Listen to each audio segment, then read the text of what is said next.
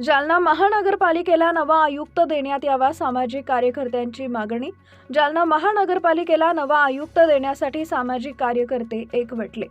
आज दिनांक 11 डिसेंबर रोजी दुपारी 3 वाजता मिळालेल्या माहितीनुसार जालना महानगरपालिकेचे माजी आयुक्त संतोष खांडेकर 10 लाख रुपयांची लाच घेताना रंगेहात पकडण्यात आले। यांना महानगरपालिकेचा कारभार जालन्याचे जिल्हाधिकारी आशिमा मित्तल यांच्याकडे आला आहे।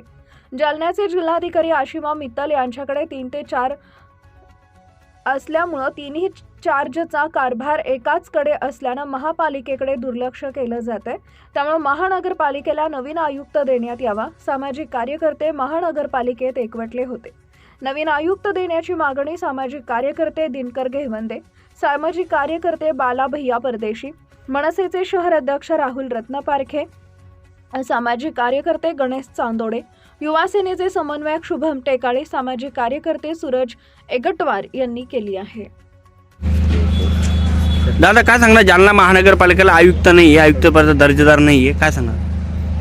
कोणी आयुक्त देता का आयुक्त अशा उक्तीप्रमाणे जालना शहराचं काम चालू आहे। व आम्ही आल्यापासून हे जे तत्कालीन जे होते आयुक्त त्यांच्यावर ट्रॅप पडला, ते गेले तेव्हापासून आमची बोंबाबोंब चालू आहे आणि सगळे छोटे मोठे गुत्तेदार घरात बसून आहेत। इथे आमचे मित्र होते, आमचे मामा म्हणायचो आम्ही त्यांना, पवार मामा, तशी शिस्ती आमच्या काही गुत्तेदारांवर आलेली। त्यांनी असंच झालं, महानगरपालिकेत बिल बाकी असताना त्यांनी टोकाची भूमिका घेतली आणि त्यांनी आत्महत्या केली। कारण हेच की महानगरपालिकेत त्यांची बिले बाकी होती आणि आता तेच प्रमाण इथं घडतंय का काय अशी झाली। त्यामुळे आमचं एक मत आहे की या ठिकाणी आमच्या जालना शहर नगरपालिकेला आम्हाला स्वतंत्र आयुक्त दिला पाहिजे, असंच आम्ही इथे सांगू इच्छितो। नगरपालिकेला आयुक्त नाही आहे। जय महाराष्ट्र। मी राहुल बबनराव रत्नपारखे, महाराष्ट्र निर्माण सेना शहराध्यक्ष जालना व माझे सहकारी मित्र महेश। आज जालना शहराला अनेक टायमापासून जसं इथं भ्रष्टाचार झाला, त्याच्यानंतर इथं आयुक्त नाही म्हणून महानगरपालिकेला जवळपास सर्व कामं हे पेंडिंग पडल्यासारखे, कारण की IAS मॅडम, कलेक्टर मॅडमला इथं काही तेवढा वेळ भेटत नाही।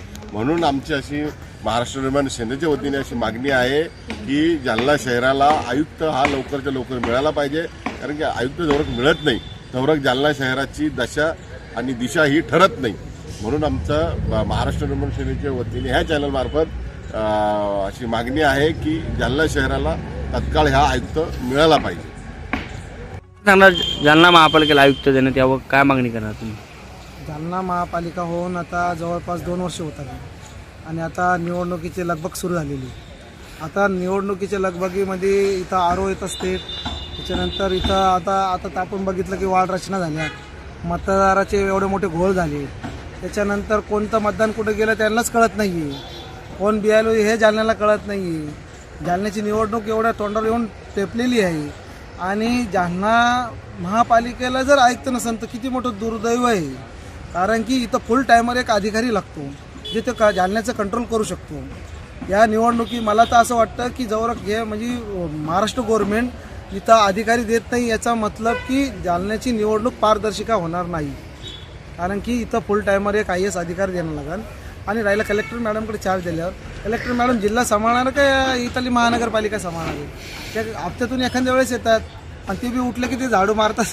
त्याच्यापेक्षा इथं फुल टायमर एक आमची विनंती शासनाला, अगर जर तुम्हाला निवडणूक पारदर्शिका घ्यायची असेल तर लवकरात लवकर आयुक्त इथं नियुक्त करणार। काय ना आपलं? गणेश चांदोडे। महापालिकेला आयुक्त नाही, जालना महानगरपालिकेला आयुक्त परमनंट आयुक्त नसल्यामुळं नागरिकांना विविध समस्यांना सामोरे जावं लागत आहे आणि नगरपालिका प्रशासनामध्ये कुठलीही शिस्त राहिलेली नाही आहे आणि त्यामुळं नागरिकांचे कामं एवढे खोळंबलेले आहेत की त्याला विचारता सोय नाही आणि कर्मचारी कुठं असतात, कधी येतात, कधी जातात, ह्याच्यावरही कोणाचा काही वचक राहिलेला नाही।